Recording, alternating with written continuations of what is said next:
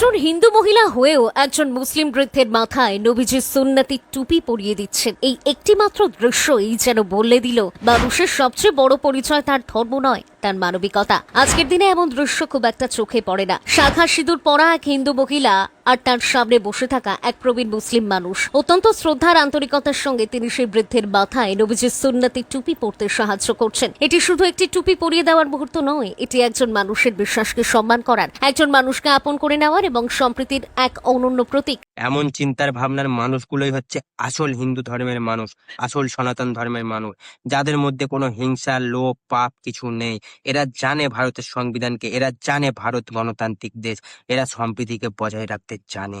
একটা মুসলিম বৃদ্ধালোকের খোড়া বা মাথায় টুপি পর্যন্ত পরিয়ে দিচ্ছে। এটাই হচ্ছে আমাদের আসল ভারত, এটাই হচ্ছে আমাদের পশ্চিমবঙ্গের চিত্র। তাই অন্ধ ভক্তদের কথায় না এসে, অন্ধ ভক্তদের কথায় কান না দিয়ে এইসব ভিডিও বেশি বেশি করে শেয়ার করে ওই অন্ধ ভক্তদের অন্ধ চোখ দুটোকে খুলে ফেলে দিন, যাতে ওরা বুঝতে পারে যে আমাদের ভারত মানে আমরা সবাই এক। কবি কাজী নজরুল ওই জন্য বলে গেছিলেন, মোরা এক বৃন্তে দুটি কুসুম, হিন্দু মুসলমান, হিন্দু তাহার নয়নমণি, মুসলিম তাহার প্রাণ। জয় হিন্দ, জয় ভারত।